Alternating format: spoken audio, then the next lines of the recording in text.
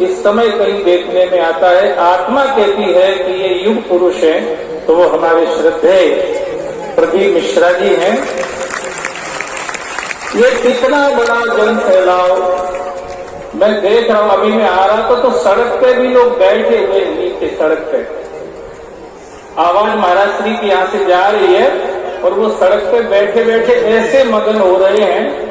मैं देख के आश्चर्य कर रहा था कि मैं कमरे में बंद होके बैठता हूं कि थोड़ी देर समाधि लगा लूं, पर वहां मेरी वैसी समाधि नहीं लग पाती है। अकेला बैठता हूं कमरे में, तब भी जैसी महाराज श्री की वाणी का श्रवण करके, ये मधुर वाणी, ये हृदय स्पर्शी वाणी को सुन करके सड़क पर भीड़ में बैठे हुए लोग समाधिस्थ हो रहे हैं। ये सब दृश्य मैंने यहाँ पर देखा है, तो मेरी आत्मा गदगद हो रही है। और मैं मेरा बड़ा सौभाग्य समझता हूँ कि उज्जैन में अगर मैं कहीं घूमता फिरता हूँ, कोई कार्यक्रम में चला जाता हूँ, तो लोग धक्के में मुझको पीछे कर देते या साइड में कर देते हैं कि ये तो यहीं फिरता रहता है, चप्पल चटकाता कोई खास आदमी नहीं है। पर आज महाराज श्री ने हमको अपने मंच पर इतना सम्मान दे करके, ऐसा स्थान दे करके जो गौरव मुझे प्रदान किया है, उसके लिए महाराज श्री को मैं बहुत बहुत धन्यवाद देता हूँ, बहुत बहुत साधुवाद देता हूँ।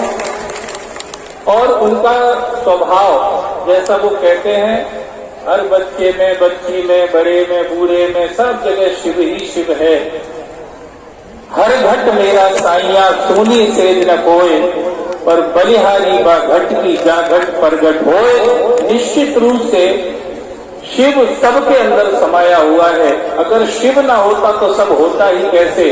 पर अगर प्रकट रूप में देखना है कहीं शिव जहाँ प्रकट होके विराजमान है, तो पूज्य महाराज श्री हैं, जिनका दर्शन हम आप सब कर रहे हैं। ऐसी दिव्य विभूति, मैंने युग पुरुष शब्द इसलिए प्रयोग किया था कि युग परिवर्तन, मैंने कई शास्त्रों में पढ़ा या संतों से सुना था कि अहिल्या को जब श्राप लग गया गौतम ऋषि का पत्थर बनने का, तो अहिल्या के बेटा जो थे उनको बड़ी चिंता हुई कि मेरी माँ कब तक पत्थर बनी पड़ी रहेगी।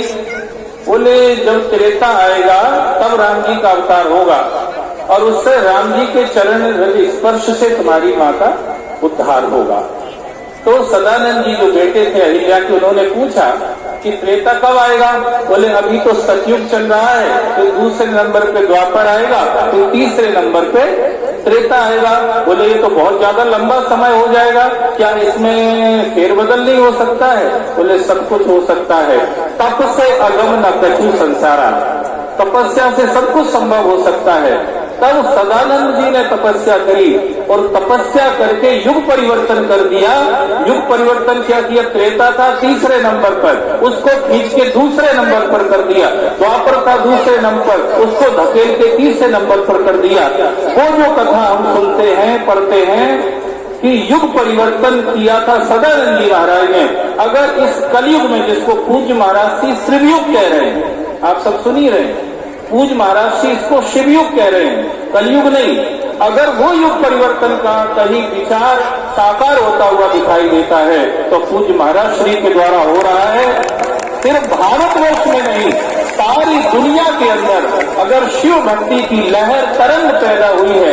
ये लोग जो शायद ही कभी मंदिर जाते थे, कभी भगवान के सामने प्रणाम करते थे, कभी फूल पाकड़ी चढ़ाते थे, आज नतमस्तक हो रहे हैं, मंदिरों में जा रहे हैं, भगवान शिव भी आनंदित हो रहे हैं। और हमें लगता है अंग्रेजी में बोलते होंगे कभी कभार, तो महाराज जी के कान में जरूर आवाज आती होगी, थैंक यू वेरी मच, तुमने मेरी भक्ति का जो सैलाब उमाड़ दिया है सारे संसार के अंदर, इसके लिए आपको बहुत बहुत धन्यवाद देता हूँ। पूज्य महाराज श्री के चरणों में प्रणाम करता हूँ। मुझे लगता है समय की मर्यादा का ध्यान रखना चाहिए, क्योंकि हम कथाकार हैं, माइक से चिपक जाते तो मुश्किल ही पड़ता है छोड़ना।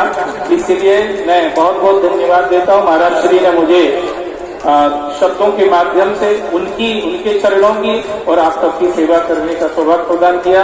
बहुत बहुत धन्यवाद।